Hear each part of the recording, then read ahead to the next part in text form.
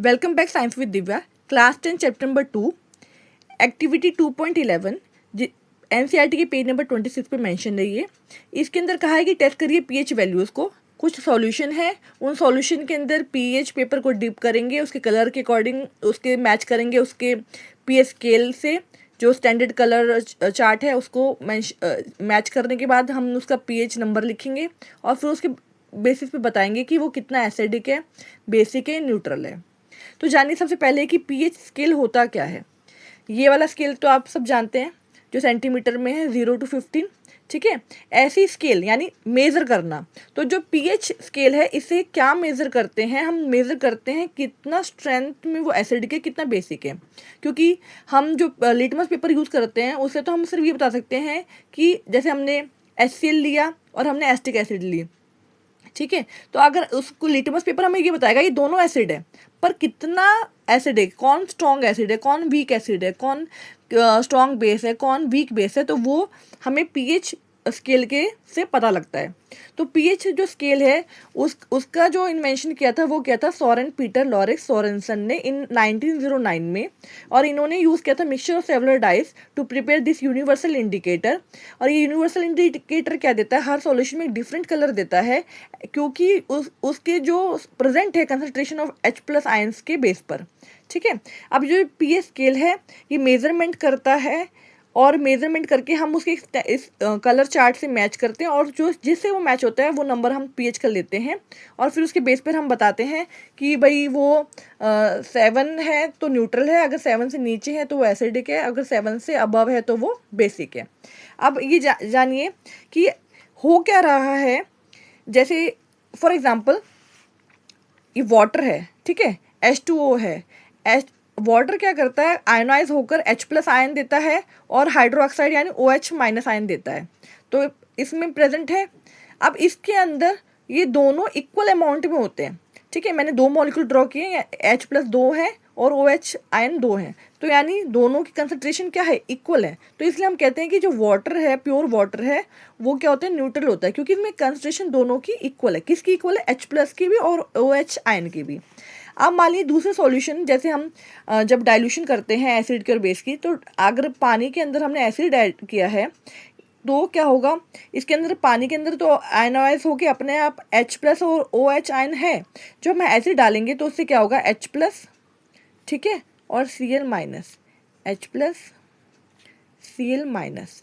अब देखिए इसके अंदर H+ कितने हो गए, 1 2 3 4, यानी H+ कंसंट्रेशन किससे ज़्यादा है, यहाँ पे OH आयन जो वाटर में देते उसके बराबर H+ आयन ज़्यादा है। यानी जो एसिड हम पानी में डालते हैं दे रिलीज H+ आयन, जिसके कारण वो एसिडिक की तरफ आता है, तो हम कहते हैं yes they are acidic in nature, ठीक है। कंसंट्रेशन किसकी ज़्यादा है, H+ आयन की as comparison to OH ion.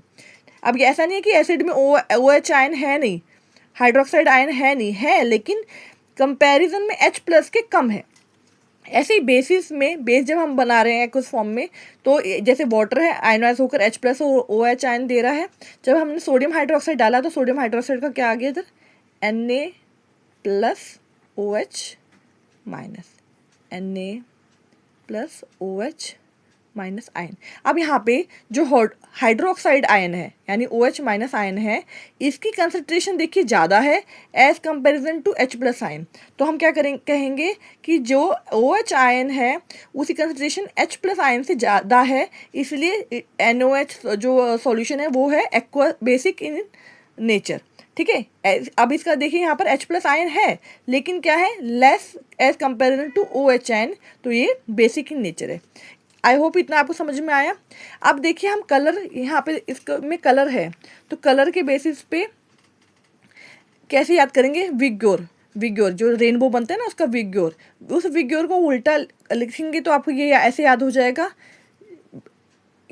यहाँ से red, orange, yellow, green, blue, आपका ये इंडिगो कलर और पर्पल यानी वॉयलेट, ठीक है। तो इस तरीके से स्केल का कलर याद करने के लिए विग्योर से याद रखिएगा उल्टा करके। अब जानते हैं कि भाई जब हमारा ये 7 है तो वो हमारा क्या है, न्यूट्रल, जो हमारा प्योर वाटर में होता है, ठीक है। और जैसे जैसे इधर डिक्रीज होगा, क्योंकि देखो एसिडिक क्या है, इनवर्सली प्रोपोर्शनल है किसके, पीएच वैल्यू के। ठीक है, जैसे जैसे यहाँ पर हाइड्रोजन आयन बढ़ेगा तो यानी पीएच वैल्यू गिरेगी। ठीक है, तो पीएच वैल्यू गिरेगी तो यानी acidity inversely proportional to pH value, तो क्या होगा, एसिडिटी इंक्रीज हो जाएगी। ये आपका न्यूट्रल। जैसे जैसे यहाँ पर आएंगे तो हमारे H+ आयन क्या होते जाएंगे, देखिए बढ़ते जा रहे हैं, और OH आयन क्या होते जा रहे हैं, कम होते जा रहे हैं लेकिन कम होते जाएंगे, तो एसिडिक नेचर इंक्रीज होता जाएगा। ठीक है, अगर हमारी कोई एसिड है जिसका पीएच वैल्यू 4 है और एक एसिड है जिसका पीएच वैल्यू 1 है, तो ज़्यादा स्ट्रॉन्ग एसिड कौन सी है, जिसका पीएच 1 है। ऐसे बेस है, बेस में 7 से इधर 14 की तरफ जैसे आएंगे तो हमारा बेसिक नेचर इंक्रीज होता जाएगा। क्यों, क्योंकि यहाँ पे OH आयन बढ़ते जाएंगे और H+ आयन घटते जाएंगे। तो हम क्या कह सकते हैं कि जैसे 7 से 14 की तरफ आएंगे बेसिक नेचर इंक्रीज होगा। अगर एक बेस है हमारी जिसका पीएच यहाँ पर 8 है और एक है जिसका पीएच यहाँ पर 13 है, तो आप लोग कंपैरिजन करके बता सकते हैं कि कौन सा ज़्यादा बेसिक है। श्योर, जिसका कितना है 13 पीएच है वो स्ट्रॉन्ग क्या है, बेस है। तो उसके बेसिस पे हमने यहाँ पे ऐसे कलर मैच करके और लिखा है। जैसे एक मैं आपको करके दिखाती हूँ। एक ये लिया, इसमें से एक पेपर लेते हैं और इसको इसमें से निकाला। ठीक है, ये मैंने टैप वाटर लिया है, ये टैप वाटर है। टैप वाटर में डिप करते हैं, देखिए किस तरीके का आ रहा है। ये हमारा 5 मैचर है, 5 या 6 अभी सूख कर, ये देखिए 6 अराउंड 6 है ये। ठीक है, ये टैप वाटर है, डिस्टिल वाटर मैंने अपना फिल्टर का पानी नहीं लिया है, जो जर्नल टैप में आता है ये वो है। तो इसका अराउंड पीएच क्या है, 6 है, 5 और 6 के बीच में। ठीक है,